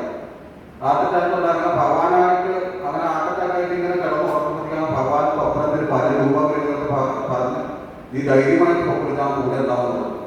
അപ്പൊ പോകുന്ന വഴിക്കുന്നത് അപ്പൊ ഭയങ്കര അതിശക്തമായിട്ടുള്ള നിലവാരങ്ങളെ അടുക്കുന്ന കടല ശാന്തസമുദ്രത്തിൽ അടുക്കൂടെ പോകുന്നത്. അപ്പൊ അമേരിക്കയിലേക്ക് പോവാ, ന്യൂയോർക്കിലേക്ക് പോവാ. അപ്പൊ പോകുന്ന വഴിക്ക് ഭയങ്കരമായിട്ട് നിലവാരങ്ങൾ നടക്കുന്നുണ്ട്. പക്ഷെ പ്രഭുവാനുണ്ടാകുന്ന ആ കടൽ വളരെയധികം ശാന്തമായി. അപ്പൊ അതിന്റെ ക്യാപ്റ്റൻ പറയുന്നത് ഇത്രയും വളരെ ശാന്തമായിട്ടുള്ള ഒരു കടൽ ഇതുവരെ ഞാൻ കണ്ടില്ല, ബാക്കിയൊക്കെ നിങ്ങൾ കാണണം. അപ്പൊ ഭഗവാനുള്ള അറേഞ്ച്മെന്റ് ചെയ്ത് കൊടുത്തു. വളരെ ശാന്തമായിട്ട് പോയി അങ്ങനെ ന്യൂയോർക്കിൽ പോയിട്ട് ഇറങ്ങിയത്. അപ്പൊ ന്യൂയോർക്കിൽ പോയിട്ട് ഇറങ്ങിയ ഇദ്ദേഹത്തിന് എങ്ങോട്ടാ പോകേണ്ടത് എന്താ ചെയ്യണമെന്ന് പരിപാടിയില്ല. അപ്പൊ അങ്ങനെ അദ്ദേഹം എങ്ങോട്ടാ പോകുന്ന ഒരു ചെറിയ കഴിഞ്ഞ ട്രെയിൻ വെട്ടിയുണ്ട്. അങ്ങനെ നിൽക്കുമ്പോഴത്തേക്കാണ് അങ്ങനെ എവിടെയാ പോകണമെന്ന് അറിയാം. അങ്ങനെ ഇന്ത്യൻസ് ആയിട്ടുള്ള ഒരു ഫാമിലിൻ്റെ ഒക്കെ പോയി അവിടെ പോയിട്ട് താമസിച്ചു. അതിന് ശേഷം അവരെ പൊരുത്തപ്പെടാൻ പറ്റാത്തതുകൊണ്ട് അങ്ങനെ അവര് മറ്റു മാംസങ്ങളിലും ഇങ്ങനെയൊക്കെ കഴിക്കുന്ന ആൾക്കാരായിരുന്നു. അപ്പൊ അതിനെല്ലാം അവരുടെ ഈ ഭക്തിപരമായിട്ടുള്ള കാര്യങ്ങളൊക്കെ പൊരുത്തപ്പെടാത്തതുകൊണ്ട് അദ്ദേഹം വേറൊരു സ്ഥലം എടുത്തവന്ന് താമസം മാറി. അപ്പൊ താമസം മാറിയപ്പോൾ പോലും അദ്ദേഹത്തിന് ഈ നാമം പ്രചരിപ്പിക്കാനുള്ള അവസരം കിട്ടുന്നില്ല. അപ്പൊ അദ്ദേഹം ആകെ ധർമ്മസംഘത്തിലായി. അപ്പൊ ഒന്നാമത് പരിചയമില്ലാത്ത ആൾക്കാര് അങ്ങനെയുള്ള പല രീതിയിലുള്ള പ്രശ്നങ്ങളൊക്കെ ആയിരുന്നു. അങ്ങനെ ഒരു ദിവസം അപ്പൊ ഈ നാമസം കേന്ദ്രം പ്രചരിപ്പിക്കില്ല. അങ്ങനെ അദ്ദേഹം ഈ ഇപ്പോഴത്തെ എന്താണ് പിണറായിയെ സ്ഥലമാണ് ചെയ്യുന്ന പേര് ടൈക്കോ അല്ലേ, ആ ടൈക്കോയിൽ പോയിട്ട് അവരെ അദ്ദേഹം തന്നെ നാമം കർത്താവിനെ കഴിച്ച് ഹരേ കൃഷ്ണ കൃഷ്ണ കൃഷ്ണ ഹരേ ഹരേ ഹരേ രാമ രാമ രാമ ഹരേ. അത് പ്രത്യേക പ്രഭുപാടിയുമായി പ്രത്യേക പാടാൻ തുടങ്ങിയപ്പോൾ അപ്പൊ ആദ്യമൊക്കെ ഹിപ്പികളൊക്കെ ആയിട്ടുള്ള ആളുകൾ അവർക്ക് വലിയ വയസ്സുകാരുടെ മക്കളാണ് ഹിപ്പികളെന്ന് പറയാം. മയക്കുമരുന്ന് അടിക്കുക, ഡൽഹി ഇങ്ങനെയുള്ള ഓരോ മയക്കുമരുന്നൊക്കെ അടിച്ച് ഇങ്ങനെ കുളിച്ച് കൂത്താടിയൊക്കെ നടക്കുന്നത്. അപ്പൊ ഈ കീർത്തനം കണ്ടപ്പോൾ അവർ പറഞ്ഞു. അപ്പൊ ആദ്യം കേൾക്കുമ്പോൾ ഇദ്ദേഹത്തെ ചെരുപ്പ് കല്ലുകളൊക്കെ ഓടിക്കാനൊക്കെ ശ്രമിക്കും. അങ്ങനെ പല പല ത്യാഗം സഹിക്കും. ബാത്റൂമിൽ പോകുമ്പോഴേക്കും പുറകില് ക്യൂ നിന്നിട്ടാണ് അദ്ദേഹം ബാത്റൂമിൽ ഉണ്ടായിരുന്നത്. അപ്പൊ അങ്ങനെയൊക്കെയുള്ള പല ത്യാഗങ്ങൾ സഹിച്ചിട്ടാണ് അദ്ദേഹം വിദേശത്ത് പോയിട്ട് എല്ലാം പറഞ്ഞത്. അങ്ങനെ അദ്ദേഹം ഈ ഹിപ്പുകൾ അദ്ദേഹത്തിന്റെ ഈ പാർട്ടി വരുന്ന ഹിപ്പുകൾ പതുക്കെ അടുത്തുകൂടി അവർ ഇതിലേക്ക് ആകർഷകരായി. ഇപ്പൊ ലോകത്തിൽ എല്ലായിടത്തും പറഞ്ഞു അവരെല്ലാ ലോകത്ത് പോയിട്ടും പ്രചരിപ്പിച്ച ഒരു വലിയ പ്രധാനമായിട്ട് മാറി ഹരേകൃഷ്ണ മഹാമന്ത്രം. അപ്പൊ ഈ ഹരേകൃഷ്ണ മഹാമന്ത്രം നമ്മുടെ കഴിവത്തിലെ കന്മഷങ്ങളെ ഒഴിവാക്കാൻ പറ്റുന്ന മഹാമന്ത്രമാണ്. അത് നമ്മളെല്ലാവരും ചെയ്യില്ല. അതാണ് ശരിക്കും ഈ മാല ഇവിടെ കൊണ്ടിരിക്കുന്നത്. ആ മാലയില് 108 മന്ത്രം നമ്മൾ ചെയ്യും. ഹരേ കൃഷ്ണ കൃഷ്ണ ഹരേ ഹരേ രാമ രാമ ഹരേ. അപ്പൊ ഈ മന്ത്രം ചെയ്താൽ നമ്മളെ ക്ഷേത്രങ്ങളിലേക്ക് പോയ ഫലവും എല്ലാം കിട്ടും. ധ്യാനത്തിന്റെ ക്ഷേത്രാചരണ എല്ലാ ഫലവും നമ്മളെ കഴിവത്തിൽ. കാരണം കഴിവെന്ന് വളരെ കുറച്ച് 4,32,000 വർഷം കിട്ടി. അപ്പൊ ഈ 32,000 വർഷം വളരെ സുവർണമായിട്ടൊരു കാലഘട്ടമാണ് ശരിക്കും. സുവർണ യുഗം എന്ന് പറഞ്ഞാല് നമ്മളെ ഭൗതികമായിട്ടുള്ള നേട്ടങ്ങളല്ല. ഞാൻ നേരത്തെ പറഞ്ഞ ദേവന്മാരെ നോക്കിയിരിക്കുന്നത്. അത് തന്നെ ഈ കഴിവത്തിന്റെ പല മറ്റുള്ള യുഗങ്ങളിലുള്ള പലരും വന്നിപ്പോ ജനനം എടുത്തുന്നതാണ് പറഞ്ഞത്. ഹരിനാമ സംഘത്തിൽ ജയിക്കുന്നുണ്ട്. എന്തിനാ ശരിക്കും നമ്മൾ ഈ ഹരിനാമ സംഘത്തിൽ ജയിക്കുന്നത്? അതായത് പരിപൂർണമായിട്ടുള്ള പരമ ആ ബന്ധം പുനഃസ്ഥാപിക്കുന്നതിനാണ് ശരിക്കും നമ്മൾ ഈ ഹരേകൃഷ്ണ മഹാമന്ത്രം ജയിക്കുന്നത്. നമുക്കറിയില്ല ഭഗവാൻ ആരാണ് എന്താണെന്നും പരമദിയോഗപുരുഷൻ ആരാധന അറിയില്ല. ഇക്കാലത്ത് പരമദിയോഗപുരുഷൻ അല്ല എല്ലാത്തിന്റെ ജഗൽപിതാവായ ശ്രീകൃഷ്ണനാണ് പരമദിയോഗം അറിയുന്നത്. ശരിക്കും ഭഗവാനാണെന്ന് വ്യക്തമായിട്ട് മറുപടി ആർക്കും പറയാൻ പറ്റില്ല. ഓരോരുത്തർ ചോദിച്ചപ്പോൾ ബ്രഹ്മാവാന്ന് പറയും, അല്ലെങ്കിൽ ശിവനാണെന്ന് പറയും. അവർക്ക് നിശ്ചയം ആരാണ് ഭഗവാൻ എന്ന് പറയാൻ പറ്റില്ല, അല്ലെ മഹാവിഷ്ണുവാന്ന് പറയും. എന്നാൽ ഇതെന്ന് ഭഗവാൻ ശ്രീകൃഷ്ണ ഭഗവാനാണ് സാക്ഷാൽ പ്രകൃതിതാവായിട്ടുള്ള ദിവ്യപരമായ പുരുഷൻ. അതിനെ സ്ഥാപിക്കാൻ വേണ്ടി നമ്മൾ ഈ മഹാമന്ത്രം ഹരേ കൃഷ്ണ ഹരേ കൃഷ്ണ ഇത് നമ്മുടെ അമ്പലത്തിലെ ദേവപ്രതിനിധി പോലും കണ്ടു. ഈ ഭാഗവത്ഗീത പഠനം ഇവിടെ എത്രയും കൊണ്ടുവന്ന മാതാജി പറഞ്ഞത്. അപ്പൊ അത്രയും ഇമ്പോർട്ടൻ്റ് ആണ്. ഭഗവാന്റെ ഒരു പെർമിഷനോടുകൂടിയ ശരി നമുക്ക് ഇവിടെ ഒരു ഈ സംഭവം സമാരംഭിക്കാൻ പറ്റിയത്. അത്രയ്ക്കും ഭഗവാന്റെ ആ ദിവ്യ ഇതുള്ളവരാണ് നമുക്ക് ഈ ഒരു പ്രസ്ഥാനം ആരംഭിക്കാൻ പറ്റിയത്. അപ്പൊ നമ്മള് വളരെ സീരിയസ് ആയിട്ട് തന്നെ നമ്മുടെ ഈ ഹരികൃഷ്ണമാത്രം ജപിക്കണം. അപ്പൊ എല്ലാവരും ഓരോ മാലയില്ല, മാതാജി എന്ന് പറഞ്ഞ മാല വേണമെന്നൊക്കെ പറഞ്ഞു. അപ്പൊ മാല കൊടുക്കുന്ന ഭഗവത്ഗീത ഇല്ലാത്തവർക്ക് വാങ്ങിക്കണം. പക്ഷെ നമ്മുടെ ഈ ക്ലാസ് അടുത്താഴ്ച തുടങ്ങും, ഭഗവത്ഗീത ക്ലാസ് തുടങ്ങും. അപ്പൊ നമ്മള് അത് നോക്കിയിട്ട് വായിക്കുകയും വേണം. അപ്പൊ അതിൻ്റെതായിട്ട് സംശയങ്ങൾ ദൂരീകരിക്കാൻ പറ്റും. അതിനെ നോട്ട് ചെയ്ത് വെക്കുകയോ അല്ല വീട്ടിൽ തന്നെ ചെയ്താൽ നമുക്ക് സംശയം നിർത്തി വരുത്താൻ പറ്റും. പിന്നെ അടുത്തായിട്ട് നമുക്ക് ഈ മാസം, അതായത് ഞാൻ പറഞ്ഞില്ല നവംബർ 7 തൊട്ട് അല്ല ഒക്ടോബർ 7 തൊട്ട് നവംബർ 5 വരെത്തേക്ക് ദാമോദര ലീല നടന്നൊരു മാസം, അതായത് കാർത്തിക മാസം എന്ന് പറയും. അതായത് ദാമോദര മാസം എന്ന് പറയും. ഭഗവാൻ ഏറ്റവും പ്രിയപ്പെട്ട ഒരു മാസമാണ് ശരിക്കും ദാമോദര മാസം അല്ലെങ്കിൽ കാർത്തിക മാസം എന്ന് പറയും. ഇത് വൃന്ദാവനത്തിലെ ഭഗവാന്റെ ഏറ്റവും പ്രിയപ്പെട്ട ലീലകൾ നടന്ന ഈ സമയത്താണ് ഈ ഒരു മാസത്തിൽ. ഒരു പൗർണമി തുടങ്ങിയിട്ട് അടുത്ത പൗർണമിയിൽ ഇത് അവസാനിക്കും. അപ്പൊ ഇതിന്റെ പ്രത്യേകത ഈ സമയത്ത് നമ്മൾ എന്ത് പുണ്യപ്രവൃത്തി ചെയ്താലും 1000 മടങ്ങ് ഇതുണ്ടാകാൻ പുണ്യം വർദ്ധിപ്പിച്ചിരിക്കും. ദോഷപ്രവൃത്തിയില്ലെങ്കിൽ അതിൻ്റെതായിട്ട് 100 മടങ്ങ് ദോഷത്തിന്റെ ദൈർഘ്യം വർദ്ധിപ്പിക്കും. അതാണ് ഈ മാസത്തിന്റെ അവസ്ഥ. പിന്നെ ഞാൻ പറഞ്ഞ കഴിഞ്ഞ മാസം ഒരു എലിയുടെ എലിയുടെ ആവശ്യമില്ല, എല്ലാവർക്കും അറിയാന്നില്ലേ. ഒരു എലി ഒരു അമ്പലത്തില് വന്നിട്ട് നെയ് കുടിക്കുകയും, അതായത് അവർ വിശന്ന് പറയുന്ന പകൽ സമയം വെളിയിലൊക്കെ പോയി കഴിക്കാൻ കഴിഞ്ഞ് വന്നിട്ട് സന്ധ്യയ്ക്ക് നേരെ അമ്പലത്തിലെ ഗുഹയിലേക്ക് കയറി അവിടെ ഭഗവാന്റെ മുമ്പിൽ കത്തിച്ച് വെച്ചിരുന്ന നെയ്ത്തിരി, അതായത് കട്ടപ്പിന്റെ നെയ്ത്തിരി. അപ്പൊ അത് തണുപ്പൊക്കെ ഉള്ള സമയം, നവംബർ മാസം തണുപ്പുണ്ട്. അപ്പൊ ആ നെയ്യ് കട്ട പിടിച്ച് നിൽക്കും. അപ്പൊ ഇതിന് ഭയങ്കര വിശപ്പ് സഹിക്കാൻ പറ്റില്ല. അങ്ങനെ ഈ പാത്രത്തിൽ കണ്ട നെയ്യ് ആ തിരിയോട് കൂടി എടുത്ത് വാരിക്ക് പിടിക്കാൻ അതിന്റെ തിരി അതിന്റെ പല്ലിനെ ഉണക്കി. അപ്പൊ അതിന്റെ തീ കംപ്ലീറ്റ് അതിന്റെ ശരീരത്തിൽ വ്യാപിക്കുന്നില്ല. അങ്ങനെ അതിന് മരണവെപ്രാളുള്ളത് ആ തീന്റെ രക്ഷപ്പെടാനുള്ള 7 പ്രാവശ്യം ഭഗവാന്റെ മുമ്പിൽ കിടക്കുന്നത് വട്ടം ചുറ്റി 7 പ്രാവശ്യം. അപ്പൊ ആ വട്ടം ചുറ്റിയപ്പോഴത്തേക്ക് അപ്പൊ ഈ ഒരു മാസത്തിൽ ആ സംഭവം നടക്കുന്നത്. അപ്പൊ ഭഗവാൻ ആ സാധാരണ എലിയുടെ മറ്റുള്ള ആത്മാക്കൾ ഭഗവാൻ മോക്ഷപ്രാപ്തി കൊടുക്കാറില്ല. എനിക്ക് മനുഷ്യരംഗത്ത് ആ മോക്ഷപ്രാപ്തികൾ വളരെയധികം പരീക്ഷകളുണ്ട്. അതിൽ കൂടെ എനിക്ക് മോക്ഷപ്രാപ്തി. അപ്പൊ ഈ എനിക്ക് അങ്ങനെ മോക്ഷപ്രാപ്തി അങ്ങനെ കിട്ടില്ല. എങ്കിൽ പോലും ഇങ്ങനെ 7 പ്രാവശ്യം കിട്ടിയുണ്ടായ എനിക്ക് ഭഗവാൻ മോക്ഷം കൊടുക്കുന്നതാണ്. അത് ഈ സമയമായിരുന്നു. ഈ ദാമോദര മാസത്തിൽ സംഭവം. അതാണ് നമ്മൾ ശരിക്കും വീട്ടിൽ പോയിട്ട് ശരി ദാമോദർ ചെറിയ ഫോട്ടോ വെച്ചിട്ട് കുട്ടികളൊക്കെ ഉണ്ടായാലും അല്ലെങ്കിൽ രോഗികളായിട്ട് കാണാൻ പോലും അവരെ കൊണ്ടും ഈ ആരും ഉള്ളിരിക്കുന്നത്. ഇന്നലെ ഞങ്ങൾക്കൊരു ഭാഗവത ക്ലാസ് ഒരു മാതാജി അവിടുത്തെ മാതാജി പറഞ്ഞാൽ നിൽക്കുകയും, അതായത് അവരെ ഒരു ഭക്തയായിട്ട് സ്ത്രീ അവരെ അമ്മ സുഖയില്ലാതെ എഴുന്നേക്കാത്ത പയ്യ കയ്യും കാലൊക്കെ തടഞ്ഞു നടക്കുക. അപ്പൊ ഈ മാതാജി ഒരു ഭഗവാന്റെ ഫോട്ടോ കുട്ടിക്കൊണ്ട് പിടിച്ചിട്ട് ഈ ആദ്യം ഇങ്ങനെ 7 പ്രാവശ്യം ചെയ്ത് അങ്ങനെ ചെയ്ത് അവസാനം അവര് വൈകിട്ട് ഭഗവാന്റെ ലോകത്തേക്ക് തിരിച്ചു പോകുന്ന പറയുന്നത്. അപ്പൊ അത്രയ്ക്കും പവർഫുള്ളാണ് ശരിക്കും. ഇതൊക്കെ എന്ന് പറഞ്ഞാൽ ശരിക്ക് ഡബിൾ പ്രമോഷൻ എന്ന് പറയുന്നത്. അറിയത്തില്ല, ഡബിൾ പ്രമോഷൻ അവിടെയൊക്കെ നമ്മളറിയാം. നമ്മളെ സ്കൂളിലൊക്കെ പഠിക്കുന്ന നല്ല ബുദ്ധി ഇതൊക്കെയുള്ള കുട്ടികളൊക്കെ നമ്മള് ചിലപ്പോൾ 6ാം ക്ലാസ്സിൽ തന്നെ 8ലേക്ക് കഴിയുമ്പോൾ പ്രമോഷൻ കൊടുക്കും അല്ലേ. 2 ക്ലാസ് അധികം പ്രമോഷൻ. കാരണം അവരെ അധികം ചിന്തിക്കുക എന്ന് പറഞ്ഞാൽ ഭഗവാൻ നമുക്ക് ഈ കലിയുഗത്തില് ഇതുപോലുള്ള ചെറിയ സത്പ്രവൃത്തികളിലും പെട്ടെന്ന് നമ്മളെ ആത്മലോകത്തേക്ക് പോകാനുള്ള ഒരു പ്രത്യേക പെർമിഷൻ തരുകയും അതിലുള്ള ചെറിയ ഷോർട്ടായിട്ടുള്ള ചെറിയ ബുദ്ധിയിൽ കൂടെ ഭഗവാൻ എങ്ങനെയെങ്കിലും ഈ പണ്ഡിതന്മാരായിട്ടുള്ള ആത്മാക്കളെ രക്ഷിക്കാതെ ഭഗവാൻ അറിയാം. നമ്മുടെ മനുഷ്യജീവിത നമ്മളെ അനുഭവിക്കുന്ന ക്ലേശങ്ങളുടെ അദ്ദേഹത്തിന് അറിയാം. നമ്മുടെ ജീവിതത്തിലുള്ള സർവ്വസംഭവങ്ങളെ ഭഗവാൻ തിരിച്ചറിയാൻ പറ്റില്ല. അപ്പൊ ഈ ക്ലേശങ്ങളെല്ലാം ഭഗവാൻ കാണുന്നുണ്ട്. നമ്മുടെ ജന്മവൃത്തി ജലാവ്യാധി നമുക്കറിയാവുന്ന നമ്മളതിന് ശ്രദ്ധിക്കാറുണ്ട്. ഒരാൾ ജനിച്ച് അതായത് കുട്ടി അമ്മയുടെ ഗർഭപ്രവാസത്തിലാവുമ്പോൾ തൊട്ടുള്ള അതിൻ്റെ യാതനകളൊക്കെ നമ്മുടെ ഭാവത്തിൽ വിവരിക്കുന്നുണ്ട്. ഒരു കുട്ടി 4-ാം മാസമാകുമ്പോൾ അതിൻ്റെ ഹൃദയം രൂപപ്പെടുന്നതും പിന്നെ അതിനുശേഷം അതിൻ്റെ വയറ്റിൽ കിടന്നിട്ട് നമ്മുടെ പലപ്പോഴും ഒരു അമ്മയുടെ വയറ്റിൽ കിടന്ന് കുട്ടി ഇങ്ങനെ വയറിങ്ങനെ തുടിക്കും ഇല്ലേ? അപ്പൊ തുടിക്കുമ്പോൾ നമ്മളെ പറയുന്നത് കുട്ടി ഭയങ്കര സന്തോഷമുള്ള ഉള്ളിച്ചാടിയില്ല. അപ്പോൾ ഭയങ്കര ഇതാണെന്ന് പക്ഷെ അതെന്താ ശരി ആ കുട്ടി ആ വയറ്റിൽ കിടന്ന കൃമി കീടങ്ങളുണ്ട്. ആ കൃമി കിടന്ന് ആത്മഹത്യ പിടയ്ക്ക്. അപ്പൊ അതിന്റെ പല അതിൻ്റെ സുഖിച്ചിട്ടത് ചെയ്യുന്നത്. അതുപോലെ നമ്മള് അങ്ങനെ വലിയ എരിവുള്ള സാധനങ്ങൾ വീറ്റ് പോലെ സാധനം കഴിക്കുമ്പോൾ അത്യധികമായിട്ട് ചൂടുണ്ടാകും. അപ്പൊ എരിവെന്നൊക്കെ എരിവ് ചിലപ്പോൾ അതിന് ഭയങ്കര സഹിക്കാൻ പറ്റാതെ.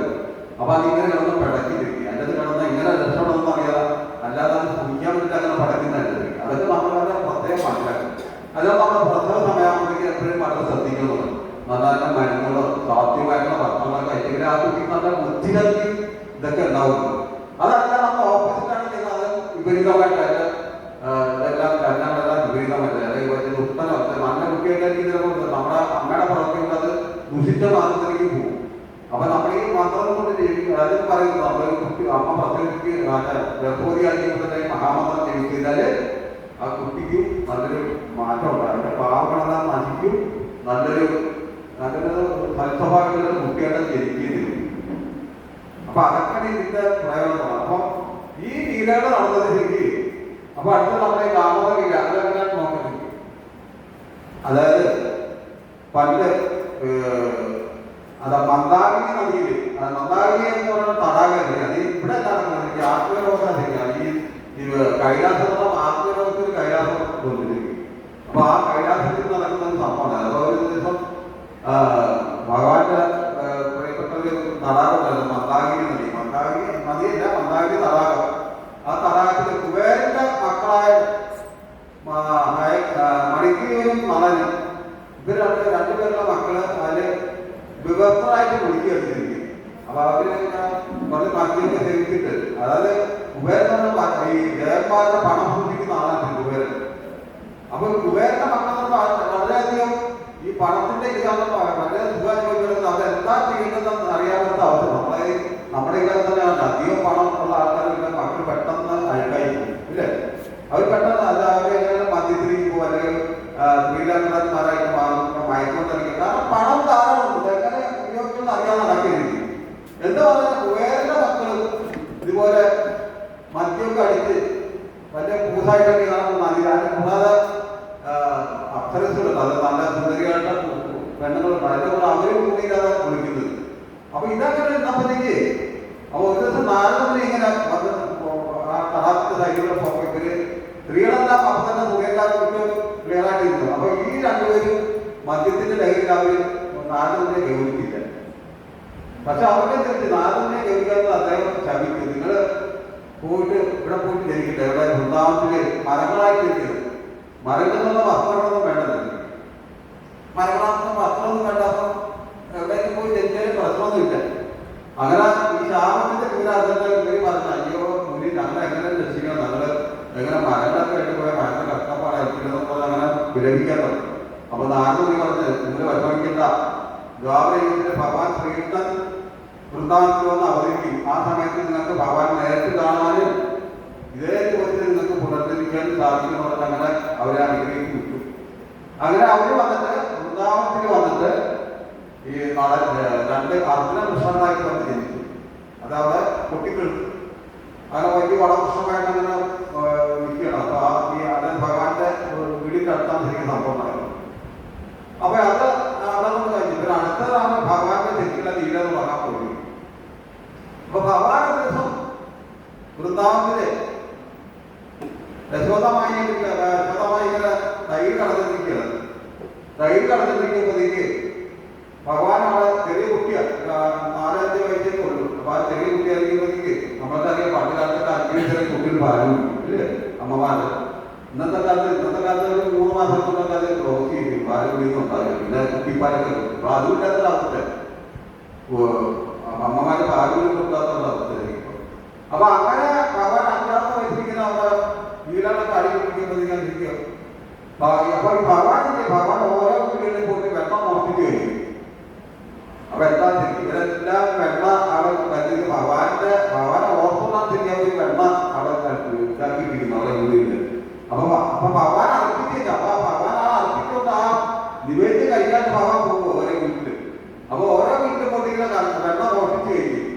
അപ്പൊ അവിടുത്തെ സ്ത്രീകളെല്ലാം വന്ന് യശോദാമായിട്ട് കംപ്ലൈന്റ് കൊടുത്തു. ദേവി ഇതുപോലെ ഞങ്ങളുടെ കണ്ണ വന്ന് ഞങ്ങൾ വെണ്ണാനെല്ലാം മോഷ്ടിച്ചു കൊണ്ടുപോകുന്നു, അങ്ങനെ നമ്മൾ പരാതിയില്ല. അപ്പൊ യശോദാമായി പറഞ്ഞു ഇവിടെ അങ്ങനെ അവിടെ മോഷ്ടിക്കേണ്ട ആവശ്യം ഇവിടെ ഇഷ്ടംപോലെ വെണ്ണ ഉണ്ടല്ലോ, കാരണം ലക്ഷക്കണക്കിന് പശു പിടിച്ചിരിക്കും ഭഗവാന് വേണ്ടി. അപ്പൊ അങ്ങനെയുള്ള എന്തിനാ മറ്റുള്ളത് വെണ്ണ മോഷ്ടിക്കുന്നത് ഇങ്ങനെ പരാതി പറഞ്ഞു. അപ്പൊ അത് ഭഗവാൻ ഞാനിവിടെ തന്നെ ഉണ്ടായിരുന്നു, ഞാനങ്ങ് പോയിട്ടില്ല എന്നുള്ള ഭഗവാൻ പറഞ്ഞിരിക്കും, ഞാനെങ്കിൽ പോയിട്ടില്ല, ഞാനിവിടെ തന്നെ ഉണ്ടായിരുന്നു. അപ്പൊ അങ്ങനെ പരാതി ഇങ്ങനെ ദേശസംബന്ധിയിൽ കൂടി വന്നപ്പോഴേക്കും അപ്പം യശോദാമായി വിചാരിക്കുക അവര് ഞാൻ തന്നെ ഇത് വെണ്ണ ഉണ്ടാക്കി കൊടുത്താലും എന്ന് കരുതിട്ട് അങ്ങനെ യശോദാമായി എന്ത് ചെയ്തു, ആദ്യം 100 പശുക്കളുടെ പാല് കറന്നു. 100 പശുക്കളുടെ പാലുകൾ അത് 10 പശുക്കൾക്ക് കൊടുത്തിട്ട് ആ 10 പശുക്കളെ കുടിപ്പിച്ച ശേഷം ആ 10 പശുക്കളെ പിന്നെയും കറന്നിട്ട് പത്മഗന്ധ എന്നുള്ളൊരു വിശിഷ്ടമായിട്ടൊരു പശുണ്ട്, പ്രധാനപ്പെട്ട പശു. ആ പശു കൊടുത്തിട്ട് അപ്പൊ അങ്ങനെ എത്രയോ കരുതുന്നെങ്കിൽ അപ്പൊ മകന് പാല് കൊടുത്ത് നോക്കും. അത് 100 പശുക്കളുടെ പാല് കറന്നിട്ട് രണ്ടാമത്തെ 10 ആ പാല് കുടിപ്പിച്ചിട്ട് 10 പശുക്കളെ കുടിപ്പിച്ച് അതിന്റെ പാല് എടുത്തിട്ട് പത്മഗന്ധ എന്നുള്ള പശു കൊടുത്തു. അപ്പൊ അത്രയും ദിവ്യമായിട്ടുള്ള പാല് കറന്നെടുത്ത് അത് ഉറവച്ചിട്ട് ആ ഇത് കറന്നെടുക്കുമ്പോഴേ അപ്പൊ ഭഗവാൻ രാവിലെ എഴുന്നേറ്റ് വലിയ പുറത്തേക്ക് ഉറക്കത്തിലോടുകൂടി ഇന്ന് വലിയ ഉറക്കത്തിലോടുകൂടി വന്നു. നേരെ അമ്മയുടെ വണ്ടിക്കൽ കിടന്നങ്ങനെ അപ്പൊ അമ്മ ഇങ്ങനെ പാല് കറന്നില്ല. അപ്പൊ പാല് കറക്കുന്നത് കയ്യിലെ വളയിലാണ് കിടന്നിട്ടിങ്ങനെ ഇവിടെ താളം ടിക് ടിക് ടിക് എന്നുള്ള താളത്തിൽ ആ താളത്തിന്റെ സൗകര്യം പിന്നെ അങ്ങനെ തുടങ്ങി. ഭഗവാൻ ആ കഥ കേട്ടിട്ട് പിന്നെ ആ സൗണ്ട് കേട്ട് ഉറങ്ങി വന്നപ്പോഴേക്കും അവരുടെ അമ്മ എന്ത് ചെയ്ത് അപ്പം അടുപ്പത്ത് പാല് വെച്ചിട്ടാണ് വന്നിരിക്കുന്നത് ഭഗവാൻ കൊടുക്കാൻ വേണ്ടിയിട്ട്. അപ്പൊ പാല് കൊടുക്കാണ്ട് നോക്കുമ്പോൾ പാല് പെട്ടെന്ന് തിളച്ച് താഴോട്ട് വീണു. അപ്പൊ താഴോട്ട് വീണപ്പോഴേക്ക് അമ്മ പെട്ടെന്ന് തന്നെ യശോദാമായി ഭഗവാനെ പെട്ടെന്ന് താഴെ ഇറക്കി വിട്ടു. താഴോട്ട് ഇറക്കി വെച്ചപ്പോ എന്ത് പറ്റി, അമ്മ ആ സുഖത്തിലേക്ക് കിടന്നുറങ്ങിയ മകന് പെട്ടെന്ന് ദേഷ്യം വന്നു. അതെല്ലാവർക്കും ഉണ്ടാവില്ലേ, പെട്ടെന്ന് ഭഗവാന്റെ മക്കളുടെ മടിക്ക് പെട്ടെന്ന് ഇറക്കിക്കുമ്പോൾ ഭയങ്കരമായിട്ട് ദേഷ്യം വരും ഇല്ലേ, നമ്മൾ ആ കൂടും ഇതൊക്കെ കൊണ്ട് ഉറങ്ങിയായിരിക്കും. അപ്പൊ അങ്ങനെ യശോദമായ മടിക്ക് തുറന്നപ്പോൾ അങ്ങനെ പെട്ടെന്ന് ആ സുഖത്തിൽ നിന്ന് മാറിയപ്പോൾ ഭഗവാൻ പെട്ടെന്ന് ദേഷ്യം വന്നു. ആ ദേഷ്യത്തിന്റെ ഭഗവാൻ എന്ത് ചെയ്തു, അവിടെ തന്നെ ആ പാല് എടുത്തിട്ട് ഓരോ കല്ലുകൊണ്ട് ഒറ്റ എറിഞ്ഞിട്ട് അങ്ങനെ ആ പാലെല്ലാം അതെല്ലാം പോയി. അപ്പം യശോദമായി വന്നു നോക്കുമ്പോൾ കയ്യിൽ കൂടെ ഇതായിട്ട് കിടക്കും. അപ്പം നോക്കിയപ്പോ ഭഗവാനെ കാണാനില്ല, ആരെ ചെയ്യുന്നൊരു പിടുത്തമില്ല. അങ്ങനെ യശോദമായി തപ്പി ചെന്ന് നോക്കുമ്പോഴേക്ക് ചെല്ലുമ്പോഴത്തേക്ക് അവിടെ വെണ്ണപ്പുറത്തിൽ ഇങ്ങനെ ഭഗവാൻ വെണ്ണ കട്ട് നിന്നിരിക്കുകയാണ്. ഓരോന്ന് കുരങ്ങന്മാരും. അപ്പൊ ഈ കുരങ്ങന്മാർക്ക് കൊടുത്തിരിക്കും ഭഗവാൻ. ഈ കുരങ്ങന്മാർ അവർ തിന്നത് അവരെല്ലാം കുറച്ചൊക്കെ കംപ്ലീറ്റ് വൃത്തികളാക്കി രണ്ടാം ഈ വെണ്ണ കംപ്ലീറ്റ് വൃത്തികളാക്കി. അപ്പൊ ഈ കുരങ്ങന്മാരെന്താന്ന് വെച്ചാൽ ശരിക്കും ഭഗവാന്റെ ശ്രീരാമ അവതാരത്തിലുള്ള കുരങ്ങന്മാരായിരിക്കും. അതായത് ഭഗവാന്റെ പടയാളികളായിരിക്കും ശ്രീരാമ അവതാരത്തില്. അതായത് ദ്വാപരയുഗത്തില് ഭഗവാന്റെ പടയാളികളായിരിക്കും കുരങ്ങന്മാരായിരിക്കും. അപ്പൊ ഈ കുരങ്ങന്മാരുടെ തിരികെ അപ്പൊ യുദ്ധം നടക്കുന്നത് ഈ ഭഗവാനെ അപ്പൊ ഇതിനോട് ഭയങ്കര കടപ്പാടായി. അപ്പൊ ഇതിൽ പറഞ്ഞ രാമായണത്തിൽ ഉപകഥയിൽ പറഞ്ഞിരിക്കുക, അതായത് ഒരു കുരങ്ങൻ അതായത് ഭഗവാൻ പകലിന്റെ അവിടെ യുദ്ധം നടന്നു. അപ്പൊ രാത്രികാലത്ത് ഭഗവാൻ ഇങ്ങനെ അവരുടെ ഈ പടയാളികളൊക്കെ മരിച്ചെടുത്ത പടയാളികളൊക്കെ അപ്പൊ അവരൊക്കെ പോയിട്ട് ഭഗവാൻ ശ്രീരാമചന്ദ്രൻ സ്വന്തം കൈകൊണ്ടിരുന്ന അവരുടെ തൊട്ട് തലോടി അവർക്ക് മരുന്നെല്ലാം കൊടുത്ത് ഇതിന്റെ ഭ്രമമൊക്കെ വെട്ടി അത് ആസ്വദിച്ചങ്ങനെ പറയും. അപ്പൊ അങ്ങനെ ചെയ്തിരിക്കുന്ന ഒരു കുരങ്ങൻ ചാടിയിട്ട് അവരുടെ കയ്യിൽ പോയി കയ്യിന്റെ കാലിന്റെ പറഞ്ഞു. അപ്പൊ ഈ കുരങ്ങ് നോക്കിയ പെട്ടെന്ന് ചാടിച്ചു, പ്രഭു അടുത്ത എനിക്ക് 10 വരെ എനിക്ക് കൊല്ലണമെന്നാണ് ചാടി എടുത്തേക്ക്. അപ്പോൾ ശ്രീരാമസ്വാമിക്ക് ഭയങ്കര സങ്കടമായിട്ട് ഉടനെ ആ കുരങ്ങ പിടിച്ച് ഇങ്ങനെ കെട്ടിപ്പിടിച്ച് അങ്ങനെ സഹിക്കാൻ പറ്റുന്ന കാലഘട്ടത്തിൽ 2 വർഷം പിടിക്കുക. അപ്പൊ എനിക്ക് വേണ്ടിയിട്ട് ഇവരൊക്കെ എനിക്ക് ഇത്രയും ത്യാഗം സഹിച്ചതെന്നാണ് ഭഗവാൻ ഭയങ്കര സങ്കടമായിട്ട്.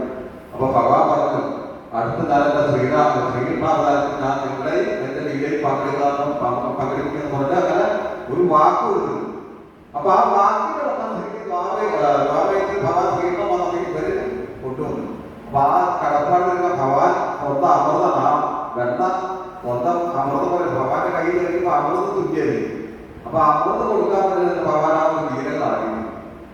അപ്പൊ അവർ കഴിച്ച് അവർ മോഷണപ്രാപ്തിയിലേക്ക് ആയിരിക്കും. ഭഗവാൻ അന്ന് ഒന്നും കൊടുക്കാൻ പറ്റില്ല, ആ കടപ്പാട് തീർക്കാൻ പറ്റില്ല. അതിന് വേണ്ടിയിട്ടാണ് ശരിക്കും ഭഗവാൻ ഈ വർഗന്മാർക്കായി വെണ്ണ കൊടുത്തത്. അവരെ കൊടുത്ത് അങ്ങനെ അവരുടെ മോക്ഷപ്രാപ്തിയിലേക്ക് ഇത് നമുക്ക് വീണ്ടും കഥയിലേക്ക് വരാം. അങ്ങനെ ഇതെല്ലാം ഇത് വൃത്തികളാക്കിയിരിക്കുന്നത് യശമാതമായി നമുക്ക് ഇങ്ങനെ 2-3 മുടക്കം വെച്ചിട്ട് ഇങ്ങനെ അതിന്റെ പുറത്ത് ഇന്നലെ ഭഗവാൻ ഇങ്ങനെ വെണ്ണ വാങ്ങി കഴിക്കുക. അപ്പം യശോദമായി ഒരു വടിയേക്ക് ഓടി വന്നു. വടിയേക്ക് ഓടി വന്നിട്ട് ഭഗവാൻ അടിക്കാൻ വേണ്ടി ഇങ്ങനെ ഓടിക്കുക. അപ്പൊ അടിക്കാൻ ഓടിക്കുമ്പോഴേക്ക് അങ്ങനെ ഓടിച്ചിട്ട് പിടിച്ചു. അപ്പൊ എല്ലാവരും നോക്കി എനിക്ക് ഭഗവാനെ നോക്കി. അപ്പൊ ദേവന്മാരെ കൂടി നോക്കി. ഒരു സാധാരണ സ്ത്രീ ഭഗവാനെ കൊണ്ടിട്ട് ഇങ്ങനെ ഓടിക്കുന്നുണ്ട്. ഇത് പറ്റാത്ത അത്ഭുതം. നാടകത്തിൽ ഒക്കെ ഇങ്ങനെ നോക്കി എങ്ങനെ ഭഗവാൻ എങ്ങനെ ഒരു സാധാരണ സ്ത്രീ ഇങ്ങനെ ഓടിക്കാൻ പറ്റുന്നത് കേട്ടിട്ട് അവരെങ്ങനെ അത്ഭുതം കൂടി നിൽക്കുകയായിരുന്നു. അപ്പൊ എന്താണെന്ന് വെച്ചാൽ അപ്പൊ സ്വന്തമായിട്ട് യശോദമായി എന്നുള്ള പേരായില്ല, ഭഗവാന്റെ ഒരു അവതാരമാണ് ഈ വാസുദേവനും യശോദമായി എന്നുള്ള ഭഗവാന്റെ ഒരു വിസ്തരമാണ്. എങ്കിൽ പോലും അപ്പൊ ദേവന്മാരൊക്കെ നോക്കുമ്പോൾ വളരെ വിശേഷപ്പെട്ട സംഭവം നോക്കാം. എല്ലാവരും ഇങ്ങനെ നോക്കി നിൽക്കുക. ഇതെങ്ങനെ ഒരു അമ്മ അതായത് ദൈവത്തിൻ്റെ ഇങ്ങനെ ഓടിക്കുന്നുണ്ടോ. അപ്പൊ ഇങ്ങനെ ഓടിച്ച് വന്ന അവസാനം ഭഗവാന്റെ കയ്യേക്ക് പിടിച്ചു മാതാജി. അങ്ങനെ പിടിച്ച് ഒരു ഒരലിന്റെ തോട്ടിൽ കൊണ്ടുവന്നിട്ട് ഇങ്ങനെ അതായത് ഉലൂഹകത്രം എന്ന് പറയുന്നത്. ഉലൂഹം എന്ന് പറഞ്ഞാൽ ഒരല്. അപ്പൊ ആ അടുത്തുള്ള ആ ഒരലിൽ പിടിച്ചിട്ട് കെട്ടിയിടാൻ നോക്കും. കെട്ടിയിടാന്നൊക്കെ അങ്ങനെ അവിടെ നിന്ന കുറെ കാര്യങ്ങൾ സംഘടിപ്പിച്ച് അപ്പൊ ഇത് എത്ര കെട്ട് അടുക്കുന്നില്ല. അപ്പൊ ഇത്ര ബാക്കി വന്നത് ഒരു പഴം ഇങ്ങനെ കെട്ടി അപ്പൊ അവിടെ ഗണത്തിന്റെ വണ്ടി അതെല്ലാം കൊണ്ടിങ്ങനെ കൂട്ടിക്കെട്ടി വളരെ എല്ലാം കൊണ്ടു വീണ്ടും കെട്ടിക്കെട്ടിയിട്ട് നോക്കുന്നത് നടക്കില്ല. കാരണം എന്താ ഭഗവാൻ സർവ്വവ്യാപിയാണ്. അതാണ് ശരിക്കും മനസ്സിലാക്കുന്നത്. സർവ്വവ്യാപിയായിട്ടുള്ള ഭഗവാൻ ഒരിക്കലും കൂട്ടിക്കെട്ടാൻ പറ്റില്ല. അപ്പൊ അമ്മയുടെ വിഷമം കണ്ടിട്ട് അവസാനം ഇത് കൂട്ടിക്കെട്ടാൻ പറ്റുന്ന പെർമിഷൻ ഭഗവാൻ കൊടുത്തു. അമ്മയുടെ വിഷമം എന്ന് പറഞ്ഞാൽ അമ്മ അത്രയ്ക്ക് തളർന്നു പോകും. തളർന്നു ഇങ്ങനെ ഓരോ പ്രാവശ്യം കെട്ടാൻ പറ്റില്ല. ഓരോ കാര്യം അങ്ങനെ ഓരോ ആൾക്കാർ പോയിട്ട് കാര്യം പൊട്ടിക്കൊണ്ടുവന്ന് അങ്ങനെല്ലാം കെട്ടാൻ പറ്റുന്നില്ല. അവസാനം ഭാഗ്യമുള്ളപ്പോൾ ഭഗവാൻ തന്നെ കെട്ടാൻ സമ്മതിച്ചു. അങ്ങനെ ഭഗവാനെ കെട്ടിയിട്ട് ഉദ്യോഗം ഈ വീടടക്കം താമസ മാസമാണ് ഈ കാർത്തിക മാസം. അതിനനുസരിച്ചുകൊണ്ടാണ് ശരിക്കും നമ്മൾ ഈ കാർത്തിക മാസം ആഘോഷിക്കുന്നത്. മനസ്സിലായി? അപ്പൊ ഈ കാർത്തിക മാസം ആരൊക്കെ ആഘോഷിക്കുന്നത്, ആരൊക്കെ ഭഗവാൻ നെയ്യ് കുറിച്ച് അത് നെയ്യ് നടന്നത് നമ്മളൊരു ഏത് യജ്ഞം നടന്നാലും നെയ്യ് പ്രധാനമാണ് ശരിക്കും, അല്ലേ? ഏതജ്ഞം എന്തജ്ഞം നടന്നാലും നെയ്യാണ് ഏറ്റവും ഇമ്പോർട്ടൻ്റ്. ഇപ്പോൾ ഹോമയാഗം നടന്നാലും ഏത് യാഗം നടന്നാലും നെയ്യാണ് ഏറ്റവും ഇമ്പോർട്ടൻ്റ്. അപ്പൊ എന്ന് പറഞ്ഞ ഭഗവാൻ നമുക്കിപ്പോ എല്ലാവർക്കും ഇത് മറ്റുള്ള വസ്തുക്കളൊക്കെ സംഘടിപ്പിക്കാൻ ഭയങ്കര പ്രയാസം. എല്ലാം നമ്മളെ കൊണ്ട് നടത്താൻ ഭയങ്കര പ്രയാസം. ലക്ഷക്കണക്കിന് രൂപ അല്ലേ? ഒരു കർമ്മന്റെ ചാർട്ടുകളൊക്കെ നമ്മൾ അറിയാൻ പറ്റില്ല. ലക്ഷങ്ങളെ കടന്നു പോകുന്നിരിക്കും. അങ്ങനെ കാരണം പല സാധനങ്ങളും നമുക്ക് കിട്ടാൻ പറ്റില്ലാത്ത അവസരമാണ്. പലരും മറ്റുള്ള സ്ഥലത്തൊക്കെ പോയി നമുക്ക് കൊണ്ടുവരുന്നത് സ്വർണ്ണാണെങ്കിൽ ഇതൊക്കെ കൊണ്ടുവരുന്നത് വില സാധനം. അപ്പൊ അങ്ങനെ ഒരു സംഭവം ചെയ്യാൻ പറ്റുന്നതിന്റെ പേരാണ് ശരിക്കും ഭഗവാൻ ഈ സമയത്ത് നമുക്ക് വളരെ ലളിതമായിട്ടുള്ളൊരു വിദ്യ ഒരു യജ്ഞം നമുക്ക് തന്നിരിക്കുന്നത്. നമ്മുടെ ആരതി. അപ്പൊ ആദ്യം ഞാൻ നേരത്തെ കഴിവത്തിൽ മറ്റുള്ളതൊന്നും നമ്മൾ ചെയ്യാനുള്ള ഇതില്ല. അപ്പൊ ഇതേ നമുക്ക് ചെയ്യാൻ പറ്റുന്നത്. അപ്പൊ വളരെ എത്ര ചെറിയ രീതിയിൽ നമുക്ക് ഭഗവാനായിട്ട് അടുക്കാൻ പറ്റും. ആ രീതിയിലാണ് ശരിക്കും ഭഗവാനെ അറിയിച്ചിരിക്കുക. അപ്പൊ അങ്ങനെ ഇതുപോലെ ചെറിയ ചെറിയ രീതികളിൽ കൂടി പതിനന്മാരായിട്ടുള്ള ആത്മാക്കളെല്ലാം രക്ഷപ്പെടുത്തുക എന്നുള്ളതാണ് ഭഗവാന്റെ ലക്ഷ്യം. അതിനാണ് ശരിക്കും ഭഗവാൻ ഇതൊക്കെ ചെയ്യുന്നത്. നമ്മൾ ഇതുപോലെ സത്സംഗം നടത്തുക. അപ്പോൾ ഇതിലൂടെ ചെയ്യുമ്പോൾ പദ്ധതിയാണ്. അപ്പൊ ഇതുപോലെ യജ്ഞങ്ങൾ നടത്തുക, സത്സംഗത്തിൽ പങ്കെടുക്കുക, ഇതൊക്കെ ചെയ്യുമ്പോൾ തന്നെ ഭഗവാന്റെ അനുഗ്രഹം പ്രത്യേകിച്ച് ഭഗവാൻ വീട് അടുത്തൊക്കെ തന്നെ ഉപയോഗിക്കും. ഭഗവാനോട് ദൂരപരി സാമീപ്യമുള്ള സാന്നിധ്യം ചെയ്തിട്ടുണ്ടിരിക്കും.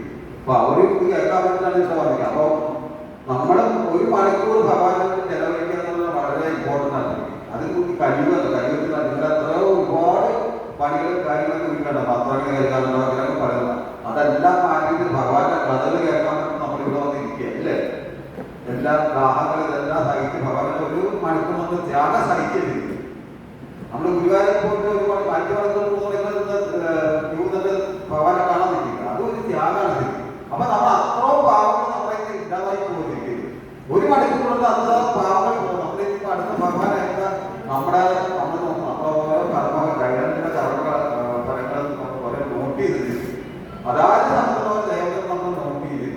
പകലുള്ള ദേവത, രാവിലെയുള്ള ദേവത, ഉച്ചയ്ക്കുള്ള ദേവത, വൈകിട്ട് സന്ധിക്കുകയാണെങ്കിൽ രാത്രിയുള്ള എല്ലാം നമ്മുടെ ദൈനംദിന കർമ്മങ്ങൾ എന്തൊക്കെ നടക്കുന്നതെല്ലാം നോട്ട് ചെയ്യും. നല്ല കർമ്മങ്ങളും മോശ കർമ്മങ്ങളെല്ലാം നോട്ട് ചെയ്യും. അപ്പൊ നമ്മൾ ഇത് മാത്രം ഒരു ദാമോദരാജ്ഞി മാത്രം ചെയ്ത് കഴിഞ്ഞാൽ തന്നെ നമ്മുടെ നരകലോകത്തിൽ ചെന്നാൽ പോലും വേറെ ഒന്നും കർമ്മം ചെയ്താൽ നമ്മൾ ചിലപ്പോൾ ഈ ലിസ്റ്റെല്ലാം വായിക്കും. വേറെ കർമ്മം ചെയ്ത് എല്ലാം കമ്പ്ലീറ്റ് ദുഷ്കർമ്മങ്ങളായിരിക്കും. ഈ ലിസ്റ്റെല്ലാം വായിക്കുമ്പോൾ കഴിഞ്ഞത് വളരെ ലിസ്റ്റ് കൊണ്ടുവരും. ഇതെല്ലാം തെറ്റുന്ന സംഭവം അവരുടെ റെക്കോർഡൊക്കെ ഉണ്ടാകും. നമ്മൾ വിചാരിക്കുന്ന എല്ലാ റെക്കോർഡൊക്കെ ഉണ്ടാവില്ല. നമ്മളിതൊക്കെ നമ്മുടെ ഭൂമിയിൽ മാത്രം നടക്കുന്നത്. അതൊന്നും തന്നെ അവിടെ കമ്പ്യൂട്ടർ റെക്കോർഡ് ഉണ്ടാവും. ആ റെക്കോർഡെല്ലാം വായിച്ച ആ തട്ടിപ്പിലും ആ കൊടുപ്പാകണം. അപ്പൊ വേറെ ആളുകൾ അപ്പൊ അത് വായിക്കുന്ന ദാമോദരാജ്ഞി നമ്മൾ നേരെ ഉണ്ടാക്കാൻ പറയും. എങ്ങോട്ടാ? വൈകിട്ടത്തെ ലോകത്തേക്ക് കിട്ടണം. ആ ഒരു ഒറ്റ കർമ്മം അത് മറ്റുള്ള ധർമ്മത്തിൽ ആർക്കും ഒരു സൗഭാഗ്യം കിട്ടില്ല. കിട്ടില്ല. അതാണ് ഭഗവാനെ നമ്മളെ എന്തുമാത്രം ധർമ്മം ഇതെല്ലാം പറഞ്ഞ് ഒന്ന് നമസ്കരിക്കപ്പെട്ട കാരണം. നമസ്കരിക്കുക അപ്പൊ തന്നെ നമ്മുടെ പ്രൊട്ടക്ഷൻ ഏറ്റിരിക്കുന്നു. ഇനിയിപ്പോ ഒരു ദാമോദരാജ്ഞികളെ ചെയ്താൽ പിന്നെ പറയുകയല്ല. ആ ജന്മമൊക്കെ ജലാവ്യാപ്തിയൊക്കെ നമ്മൾ രക്ഷപ്പെടാൻ പറ്റും. നമ്മുടെ ചെയ്യുന്ന ഓരോ കർമ്മത്തിന്റെ ഫലമായിട്ട് നമ്മുടെ ഓരോ ജന്മത്തിൽ മൂന്നോ ജന്മകൃതഭാവം യാതി രൂപമാണ് ജായത്. ഒരു കാരണത്തിൽ നമുക്ക് രോഗങ്ങളൊന്നും ഉണ്ടാവില്ല. ഉണ്ടാവുമോ? ചുമ്മാ നമുക്ക് രോഗം ഉണ്ടാവും? ഒരിക്കലും ഇല്ല. അതായത് നമ്മളെ ഈ കർമ്മങ്ങളിൽ രക്ഷപ്പെടും. അതായത് നമ്മുടെ ജന്മത്തിൽ ജലാവ്യാപ്തി രക്ഷപ്പെടുന്നതിന് കിട്ടാണെങ്കിൽ നമ്മള് ഇതുപോലുള്ള കർമ്മങ്ങൾ ചെയ്ത് കോട്ടാക്ട് കഥ മുഴുവൻ പറഞ്ഞില്ലേ? ദാമോദര കഥ മുഴുവൻ പറഞ്ഞില്ല. കഥ പറഞ്ഞില്ല, മുഴുവൻ പറഞ്ഞില്ല. അപ്പൊ അതിനൊക്കെ നമ്മള് ദാമോദരാജ്ഞി ചെയ്യുന്നിരിക്കും. ദാമോദരൻ ഭഗവാനെ ആദ്യം പാദങ്ങളില് 4 തിരി കാണിക്കും. പിന്നെ പൊക്കളിന്റെ ഭാഗത്ത് 2 തിരി. പിന്നെ യമളാർജുന വിശ്വത്തിന്റെ കഥ മുഴുവൻ പറഞ്ഞില്ല. കഥ മുഴുവൻ പറഞ്ഞില്ല. മുഴുവൻ പറഞ്ഞില്ല. കഥ മുഴുവൻ പറഞ്ഞില്ല. അങ്ങനെ ഭഗവാനെ ഇതുപോലെ പിടിച്ചു കെട്ടിയിരിക്കുമ്പോഴത്തേക്ക് ഭഗവാൻ അവിടെ നിൽക്കുക. സമയം പോകുന്ന പിന്നെ പുറത്ത് പറയാനിരിക്കുക. അപ്പൊ വന്നതോടി പറയുമ്പോ സമയം നടക്കും. അപ്പൊ അങ്ങനെ ഭഗവാനെ പിടിച്ചു കെട്ടിയിട്ട് യഥാർത്ഥമായി അകത്തേക്ക് പോയി. അവിടെ നീ കുറച്ചു നേരം അവിടെ കിടന്നോ. അപ്പൊ മറ്റുള്ള സ്ത്രീകളൊക്കെ ഒന്നാണ് അങ്ങനെ തന്നെ പറഞ്ഞത്. അത്രയ്ക്ക് വിരുതി പാടുന്ന പറഞ്ഞാൽ ഭഗവാൻ ഇങ്ങനെ രായിക്കൊണ്ടിരിക്കുക. അപ്പൊ ഇവരെ വെള്ളം കട്ടിൽ തന്നെ ആ ദേഷ്യമൊക്കെ ഉണ്ട്. അപ്പൊ അങ്ങനെ യശോദാമായി അടുക്കളയ്ക്ക് പോയി പാലനാ റെഡിയാക്കിയിട്ട് കൊണ്ട് നമുക്ക് ഇവിടെ തിരിച്ചു വന്നത് പാലിനെ അവിടെ കാണാറുണ്ട്. ഭഗവാന്റെ ആ സമയത്ത് ഒറ്റ പറ്റിട്ട് നേരെ മറ്റേ അർദ്ധനിമിഷങ്ങൾ അവതരിപ്പുണ്ട്. ഈ അർദ്ധനിമിഷങ്ങളുണ്ടായ ഇടയ്ക്ക് നമുക്ക് ഇവിടെ ഈ ഒറ്റ പറ്റിട്ട് പോവുക. പോകുന്നെങ്കിൽ മരത്തിന്റെ ഇടയ്ക്ക് കുറച്ച് ഗ്യാപ്പ് ഉണ്ടാവുമല്ലോ. ആ ഗ്യാപ്പിന്റെ അതിന്റെ അകത്തോടെ കയറിയപ്പോഴത്തേക്ക് ഭഗവാന്റെ ആ ഒരേ അകത്താണ് ഉടക്കി ഭഗവാന്റെ ശക്തി നോക്കുന്ന അതിനെ വലിച്ചപ്പോഴത്തേക്ക് ഉടനെ ഈ മരം 2 ഒഴിഞ്ഞ് താഴെ വീഴും. താഴെ വീഴുമ്പോൾ അവിടെ കുറച്ച് കുട്ടികളൊക്കെ കാണും. അപ്പൊ മറ്റുള്ളവരൊക്കെ വന്ന് ചോദിച്ചു ഇതെന്താ സംഭവിച്ചത്? കണ്ണനൊരു വണ്ടൊക്കെ ഒടിച്ചപ്പോഴത്തേക്ക് അവിടെ 2 എന്തോ വണ്ട തേജസ്സുകളാണ് 2 രൂപങ്ങൾ അതിന് പുറത്തി അടിയെന്നൊക്കെ പറഞ്ഞു. അപ്പൊ അങ്ങനെ ഈ തേജസ്സുകളാണ് രൂപങ്ങൾ തെറ്റിയ ഇവരെ നടന് മണികയോ എന്ന് പറഞ്ഞാൽ കുബേരത്തിലാണ് മക്കളായിരുന്നു. അവർ ആ ശാപം മോശം പ്രാപിച്ചിരിക്കും. ആ ഭഗവാന്റെ യാതൊരു അതായത് ഭഗവാനായിട്ട് എന്തെല്ലാം ഇതുണ്ടാകുന്ന അതെല്ലാം മോശപ്രാപ്തിയിലേക്ക് നടക്കുള്ളൂ. പലത്തിലായി. അപ്പൊ അതുകൊണ്ട് തന്നെ നമ്മളെ ഇപ്പൊ ഭഗവാൻ ശരിക്കും നമുക്ക് എല്ലാം ഇത് ഷോർട്ടായിട്ടുള്ള കാര്യങ്ങളൊക്കെ പറഞ്ഞു. ഇപ്പൊ അവസാനം കഴിയുമ്പോൾ ഏറ്റവും ചെയ്യുന്നതിലേക്ക് അവസാനത്തെ സംഭവിക്കുന്നത് നമ്മുടെ ഈ പാപത്തിന്റെ കാഠിന്യം കൊണ്ട് കഴിയുന്നതിന്റെ അവസാനാമത്തേക്ക് എന്തെങ്കിലും അപ്പോഴാണ് കഴി വന്നത്. എന്താ ചെയ്യാൻ പോകുന്നത്? എല്ലാവരും തലകെട്ടികളെ പാർവലായിട്ടുള്ളത് തലകെട്ടികളെ അല്ലാതെ മാർഗം നമ്മളിപ്പോ കഴിയുമ്പോൾ എല്ലാവരും ഇതുപോലെ ഷോർട്ടായിട്ടുള്ള കാര്യത്തിലൂടെ എല്ലാവരും രക്ഷപ്പെടാനായിട്ട് വന്നു. ഇത് ആരും കേൾക്കാത്ത കുറെ ആൾക്കാരുണ്ടാവും. ഇവരുണ്ടാവും കുറെ ആൾക്കാർ പാണികളെ ഇതെല്ലാം ഇതായിട്ടുള്ളത്. അപ്പൊ ഇവരെല്ലാം അവസാനത്തെ ഇവരെല്ലാം പാണികളായിപ്പോയി. ഇവര് സത്സംഗത്തിനുള്ള അവസരം അവരെ ഉപയോഗിക്കുന്നില്ല, സത്സംഗത്തിൽ വരുന്നില്ല. അപ്പൊ അങ്ങനെ ഈ ഒരു സത്സംഗത്തിൽ പങ്കെടുത്താൽ പോലും ശരി പറയുന്നത് അതിന്റെ ഒരു കഥ ഞാൻ പിന്നെ പറയുന്ന സമയമില്ല. സത്സംഗത്തിൽ പങ്കെടുത്താൽ പോലും നമുക്ക് മോശപ്രാപ്തി എത്തിക്കുകയാണ്. പടിപടിയായിട്ട് ശരിക്കും നമുക്ക് ഭഗവാൻ മനസ്സിലാക്കാൻ പറ്റും എന്ന് പറഞ്ഞവരാണ് ശരിക്കും കുബേരത്തെ നമുക്ക് അങ്ങനെ ചാൻസ് കിട്ടും. ഇപ്പൊ ഞാൻ അവസരം അപ്പൊ കലിയുടെ അവസാന കാലം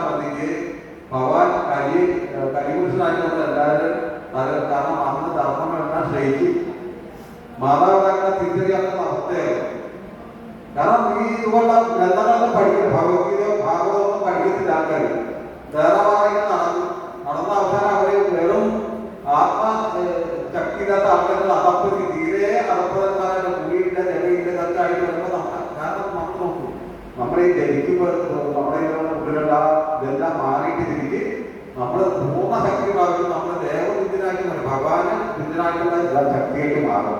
അതാണ് ശരിക്കും നമ്മൾ നാമം ചെയ്യുന്നത് പറയുന്നത്. ഹരേ കൃഷ്ണ ഹരേ കൃഷ്ണ കൃഷ്ണ കൃഷ്ണ ഹരേ രാമ ഹരേ രാമ രാമ രാമ ഹരേ ഇങ്ങനെ ചെയ്ത് നമ്മുടെ ബാറ്റിൽ അറിയുന്ന പോലെ നമ്മൾ ബാറ്റിലെ ചാർജ് കുറച്ച് ആൾക്കാർ നൂറായിട്ട് നിൽക്കും അല്ലേ. എന്താ പറയുക, നമ്മൾ ഇതുപോലെ ഡെയിലി ഒരു 108 മാലകൾ ധരിച്ചു വെച്ച് വരുമ്പോഴത്തേക്ക് നമ്മുടെ ആ പവർ കൂടും. അത് നമുക്ക് പുറത്ത് കാണാൻ പറ്റത്തില്ല, പക്ഷെ ഭഗവാൻ അറിയാം. അപ്പൊ അങ്ങനെ നമ്മുടെ ഉള്ളിലുള്ള പാവങ്ങളെല്ലാം കത്തി നശിച്ചു പോകും. അതേ മാത്രമല്ല നമുക്ക് അങ്ങനെയൊന്നും പോയിട്ട് ചെയ്യാൻ പറ്റില്ല. അപ്പൊ അതിനുവേണ്ടി നമ്മള് ഹരേകൃഷ്ണ മഹാമന്ത്രം ജപിക്കുന്നത്. കലിയുഗത്തില് അത്രയും ശക്തിമായിട്ടുള്ള മന്ത്രമാണ് ശരി ഹരേ കൃഷ്ണ മഹാമന്ത്രം. അത് ജപിക്കുമ്പോഴേക്ക് നമ്മുടെ പാപങ്ങളെല്ലാം പോകും. അവസാനം നമുക്ക് ഭഗവാന്റെ ലോകത്തേക്ക് എത്താനും പറ്റിയിരിക്കും. അതാണ് ശരിക്കും നമ്മുടെ മൂലസ്വരൂപം, മൂലസ്ഥാനം എന്ന് പറഞ്ഞാൽ ഭഗവാന്റെ ലോകമാണ് ശരിക്കും. അവിടെ എത്തുന്നതിന് വേണ്ടി ശരിക്കും നമ്മൾ ഈ വിദ്യ പ്രയോഗിക്കുന്നത്. അപ്പൊ എല്ലാവരും മാല എടുക്കുക. നമ്മൾ ശരിക്കും ഒരു മാല ജപിക്കേണ്ടായിരുന്നു. ഇപ്പൊ ജപിക്കാനുള്ള സമയമുണ്ടോ? അതെ, വീട്ടിലേക്ക് പോകണോ? വീട്ടിലേക്ക് പോകണം. അതാ സമയം പോയാ ഓരോ മാല ജപിക്കാം അല്ലേ? എന്നാ പ്രഭു ഓരോ മാല കൊടുത്തേക്ക്.